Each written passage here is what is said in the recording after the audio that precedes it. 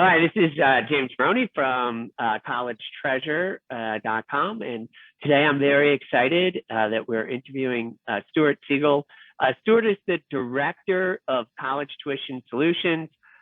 He has over 25 years in helping families with college financial aid. And I think I've known you for over 10 of them, I believe. It seems it's been a while now, although we haven't met in person yet. It's all been by email and on the phone, but I'm very excited to have you here today. And Stuart, I was hoping that, a lot of times when we talk with families, I think you and I have been at this for a while, just sometimes we get wrapped up and start, we start running off different acronyms and things, and families get lost. So I thought we'd start by kind of going through the what I call the alphabet soup of college financial aid. So let's start with probably the first thing that a family should know is, what is an EFC? Sure, and thanks for having me. Appreciate it. The EFC is probably when people get a hold of it, they go, "Oh my goodness, is this what the schools and the government thinks I can pay for college?" and we can't. But the EFC stands for the Expected Family Contribution. And that number is derived by basically just a few figures. The student and parents' income and assets is primarily the driving factor, and how many kids are in college at the same time. So the government grinds that up and spits out this number, and parents file the FAFSA, and that's the number that's generated, and they go from there. So it's a number that really represents the minimum amount of money you'd be expected to pay at any school.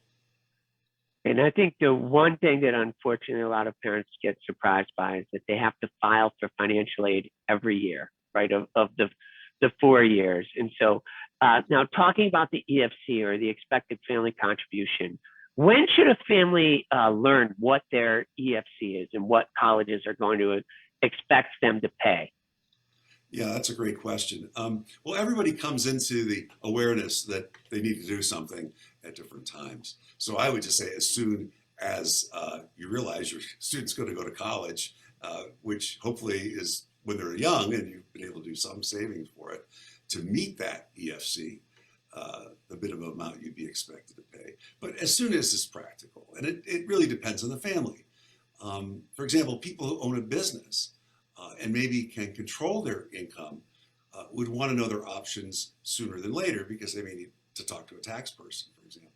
But if you have a high school sophomore or a junior, I think it's really important to get that number right now. If you're a parent of a student who is going to be a sophomore this fall, high school sophomore, this is the ideal time to not only get that number, but be able to find out ways in which you can reduce that EFC and create some additional eligibility. Once it gets past December 31st of the student's sophomore year in high school, that sort of planning becomes much more difficult. And I'll tell you why. The free application for federal student aid, the FAFSA, which many people are familiar with or at least heard about, that form uses taxes from 2 years before. Used to be just 1 year before, and now it's 2. So that means you got to get on the stick a little earlier to do some planning. Now, to figure out your EFC, it's not very difficult to calculate one. There are 3 main EFC calculators you can find on the web.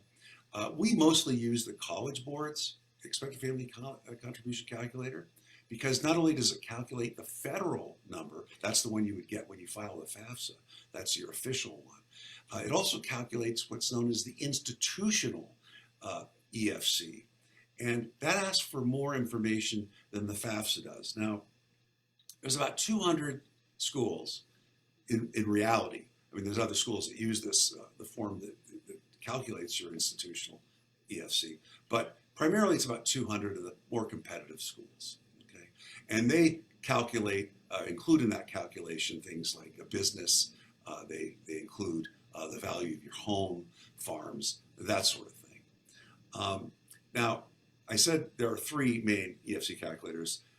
and we use the College Board's EFC one because we found that the federal EFC calculator, that's the studentaid.gov estimator, is actually not accurate at all. In fact, we were running comparisons with, after the season, which after May 1st, we're done for the year. We look at all the data and everything we've been able to collect, and we found that the client's actual EFCs, parents' actual EFCs, and the EFC that the federal estimator gives was often more than twice as high as the actual number. So don't use that one. You go to the College Board, they get it right within a few dollars over 90% of the time. Wow, that's great advice. So to use the College Board, again, as you said, it's the federal methodology, which is just by filing your FAFSA, as well as some of the private schools use that institutional methodology.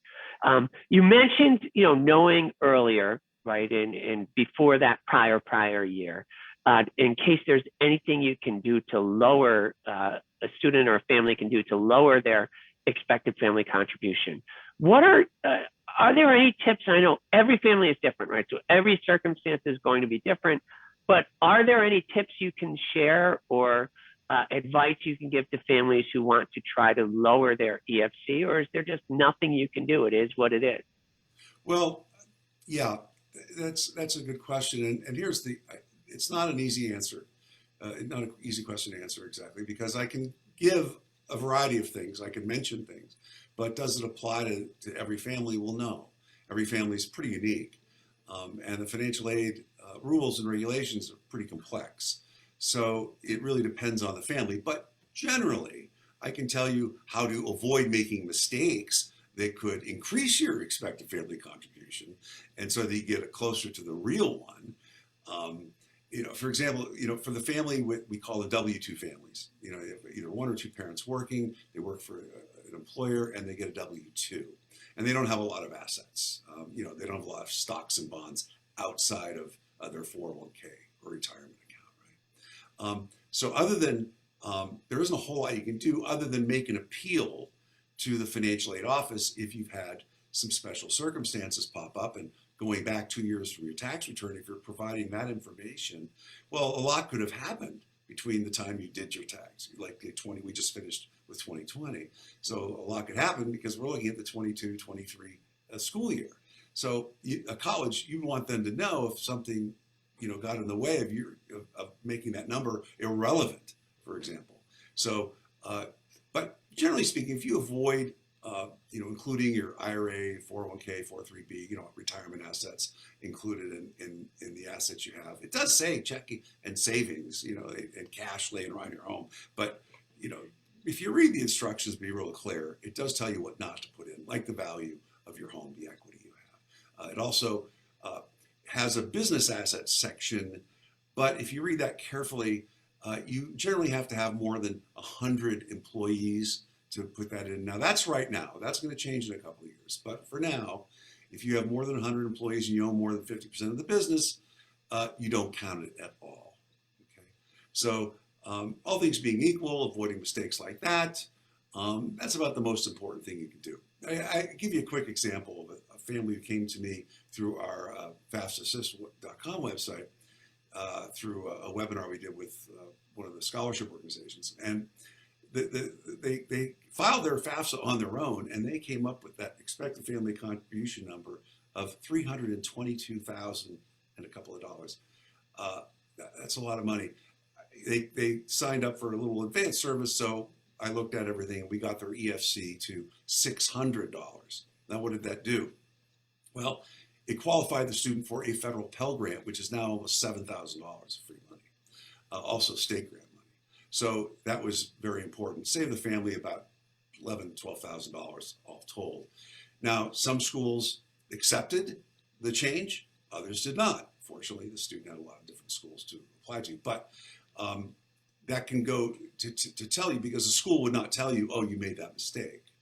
So if you see these extraordinarily high numbers, especially if you have a negative adjusted gross income, and I know this gets a little granular, a little into the weeds, and I don't mean to do that, because it can get confusing. But there is something that's a little irregular that you can do to lower that. For example, people are buy and sell homes all the time, and sometimes they get the cash from the sale of their home, but they haven't closed on the other house yet.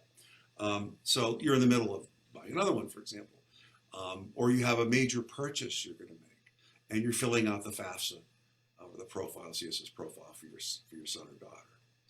Well, you're supposed to report the value of what's in your accounts as of the day you file the FAFSA. But personally, I wouldn't report that money. I wouldn't include it if it's not going to be there in a couple of weeks or a month or two, if you're buying a home where it's needed for something immediately. Because nothing is going to happen as a result. And even if it was later discovered that the money to buy a home should have been there, well, it's a lot easier to beg forgiveness and ask permission. and nothing, and I mean absolutely nothing, would be made of it. So there's little things you can be aware of that can help your situation. Don't shoot yourself in the foot if you don't have to. Now, when we talk about families knowing as early as possible, right, with what their expected family contribution is, trying to avoid the mistakes when they're filing the form. So I know I would serve on a scholarship committee, and one of the mistakes that I had seen is that the family put the family income in for the student, because when you're filling out the FAFSA, it always says you and your, right, and your parent. Yeah. And a lot of times the parent, the FAFSA is written as if the student were filing it, not as if the parents were. So, I have heard questions, why do they, from parents, like, why do they want to know what the student's grandparents make? No, you are the parents, the student is you or you are. And I did see that mistake once, which yes. Which, as you can imagine, was a huge difference, right, in what their expected family contribution would have been. Now, so we know that they want to know early, but how should they use that EFC in the college search process? How do you advise your families that you work with to use their EFC when selecting their schools? Excellent question, because you should know what your expected family contribution is. You should have an idea of what a given school would cost. I mean, you want to start your research.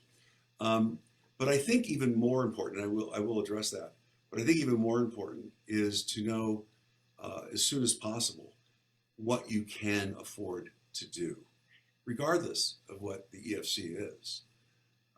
You may like I think I mentioned earlier, a lot of times that EFC is higher than parents can even, begin to afford.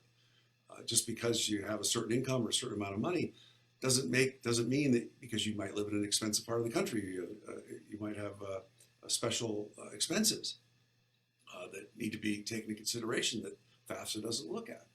So, but you need to be able to understand, where you are in with the colleges, and also how much you can pay. Because if you don't know, then EFC is really kind of meaningless. So let's say your EFC, you make $100,000. That's what mom and dad make, or whichever parent, but they make total $100,000. That means your expected family contribution is going to be about $20,000. Now, the average private school is about $60,000 now, right? So if $20,000 is the minimum amount of money you're going to be expected to pay, that leaves $40,000 left for the school, if they want to fill that with financial aid, grants, scholarships, student loans, maybe a job, federal work study. But most schools are not going to fill that entire $40,000 for you. They're going to leave you short. They call that a gap. So by having that EFC in advance, you can look at different colleges and see, well, okay, this is what we could expect to get from that college. What is the gap between what the government says we have to pay, and what is the gap between what the school's going to give us and not give us? Because you have to add what they don't give you to that EFC, because that's your family contribution, not your expected contribution. And no college is under any obligation to meet 100% of your need, of your perceived financial need. There are colleges that are, that do meet a very high percentage of it. Some say 100%, but that varies from school to school. So as soon as you know what you can actually afford, and then you go into the college search, knowing and armed with that EFC, and look at colleges based on be realistic about what kind of a student you have here. I mean, are they a great academic match for certain schools or not so great? Look at the profiles of the admitted students. With test prep, with testing being, optional. A lot of competitive schools, the kids who are getting in are taking the tests. They're using every advantage they can, not only for admission, but to get financial aid. So I think it's really important to not only know what your EFC is, but how are you going to manage that and how are you going to manage the other? Do you need to borrow money later? I mean, and you're going to want to make a plan for that. So the sooner you get into this, the better off and better prepared you're going to be. And you can have that talk with your student about, son, daughter, this is what we can do. You're going to have to help us find schools that fit in this range. And I agree. The earlier you have that conversation, it's never an easy conversation to have, but the better off you are. I had a family once, they didn't have that conversation until the very end of the process, and the student ended up writing a letter to the editor about parents killing students' dreams that ended up getting published. So, I know it's an uncomfortable conversation, but it is something that you do have to have. And I always recommend that families look for not just an admission safety, but a financial safety, right? It doesn't have to be a state school, but a lot of times there are private schools where they're going to get a good amount of scholarship money. So it's a school that they know they can afford, right? And so you need to have one or two of those on your list. Now, when we talk about applying for need-based financial aid, what forms do families need to file in order to qualify for college financial aid? Well, the form I've mentioned, the free application for federal student aid, or FAFSA, that's required 99% of the schools. So you fill it out one time, you add up to 10 schools that'll submit it. And then if there's more than 10 on the list, you just go back in after a few days, add them. So you need to file the FAFSA. I mentioned there was about 200 schools in the Northeast, to be Boston University, all the Ivies, Villanova, Caltech. I mean, you name it. There's tons of schools, about 200. Rice, Vanderbilt, University of Miami, Duke, that have this form, the CSS profile, college scholarship profile. And they ask, it's a very long form, and they ask for just about every bit of financial information you can imagine, everything that you could possibly, and what you can imagine they're going to ask about. And some colleges can even ask their own specific questions, and often do. Unfortunately, this form is so invasive that I don't believe it's used as it was intended, which is to the equitable distribution of institutional funds to help families with needy, kids in need to be able to come there. I think it's a form that disqualifies you more than anything, because they're including your home equity, for example, or partnerships and things like that. And that can get really messy. But that would be another form. And then if there was a divorce or a separation, schools that use that form, many times, most of them have what's known as a non-custodial version of the profile. And so that parent who does not live with the student, they would have to include their information as well as that of their spouse if they were remarried, for example. So they really go for quite a bit. And if they own a business, many schools will want to know all about that and require additional forms. And then there's verification forms of all sorts. So it can be one form, it could be 5 or 6. Hopefully, it's 1 or 2 maybe. But those are the forms they need to be aware of. FAFSA profile number. So every school is the FAFSA, some schools are the profile, and then some have their own institutional forms, which not many do anymore. Right. So we know what the forms are. When do families have to file their financial aid forms, or when should they file them in order to maximize their eligibility for aid? Okay, well, as you'll read in the press every time I read it, it's like you got to file your FAFSA like day 1. October 1st is the new FAFSA for every year. Well, there's no deadline for financial aid, I think, earlier than October 31st anywhere. The aid that is at jeopardy, is really not aid that most people would get anyway. It's a supplemental educational opportunity grant, which could be a couple of thousand for the lowest income families with the highest academic standing, the students with a very high academic standing. So that's about it. Pell Grants for low income families, they don't run out of that. They don't run out of student loans. State grants, yes, those are often, as long as you beat the deadline by a couple of months, you're fine. So when the forms open up October 1st, I would wait a week or two, let them get the bugs out, which they have plenty. In fact, the FAFSA is really a disaster this past year. It's been absolutely terrible. I'm not going to go into the reasons why, but there are reasons, but they won't tell you. But if you use it enough, you'll know. So if you can do that mid-October and file the profile at the same time, that should cover it. Now, generally with deadlines, I mean, if you have an early decision application program, admission program, well, that deadline is going to be maybe November 1st, November 15th. Early action might be December 1st or January 1st. Regular decision, January 1st, February 1st, March 1st. It just depends on the school. Check with them because you may not know which schools you're always applying to come October 1st. You still might be figuring it out. So just be aware that there are deadlines and they're all different at most schools. Right. Now, it can get complicated. So sometimes I know families choose to hire a professional to help them through the process. And you've been working with families in that capacity for over 25 years. When would you recommend that a family consider engaging a professional, or why should a family engage a professional to help with the college financial aid process? And then if you want to talk a little bit, I know you have an exciting new product coming out, Financial Aid Now. So if you want to first address, when a family might consider engaging a professional, and then just explaining a little more about your new product, the College Financial Aid Now. Sure. We see most of our clients come in junior year.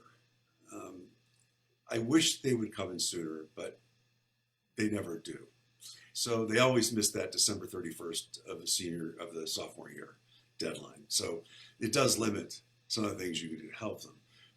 Primarily what we do is, and I don't like to take families who are not facing, they have to have some challenges in front of them.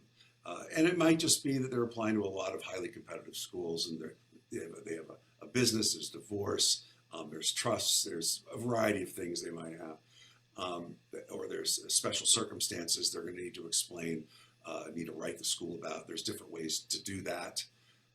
So if we can get them sooner, but most of them come in, junior year, spring of junior, and then we get a ton in late summer and early fall. Generally by November 1st, I don't take anybody else, generally, which is why we have launched a beta version of, it's called FAFSAassist.com, which gives you our services virtually and all the tools that our professionals who use our software can use. So they charge thousands of dollars. I mean, so do I. But I don't want to, I can't spread myself, and I don't want to work that hard. So we've been developing a way for parents to be able to take power and empower them to do this and make a TurboTax of financial aid, if you will. And that's called Financial Aid Now. And that's launching, that name will launch in a couple of weeks. Right now it's still FAFSAassist.com. And yeah, we charge a fee, $149 for the year. We don't sell loans, we don't sell financial products. We're totally self-supported by subscriber memberships. So that's how that works. We give you, through that, the ability to find colleges that would give you the highest tuition discounts possible. Your software will file the forms and manage all that for you automatically. We have an award evaluator to tell you if your student was awarded fairly, and if not, what you can do. And then we give you negotiation tools and appeals tools to be able to contact the school. I'll give you a little secret: have the student contact the school if it's a negotiation, meaning you don't have any circumstances that are special that limit your ability to actually pay that you could prove, but that you have one school that your child really wants to go to and some other schools that made excellent offers, and that school might need to be coaxed by having a little, couple email back and forth with them, asking for some more help, and that often that works quite a bit. Great. Stuart, thank you so much for your time. I feel like there are so many more topics that we can go into that I would love to do this again. If you didn't mind, I think I would love to delve further into the extenuating circumstance appeals. Sure. You mentioned loans, evaluating offers, and then potentially, I mean, I guess schools will say they don't negotiate, but Oh yeah. but Don't they pay attention. do, yeah. So what tactics to use to try to make sure that the student is getting the best aid package possible. So again, thank you very much for your time and for sharing that information with us. And I'm going to, we'll put links to your site in the comments down below. My pleasure. Thank you.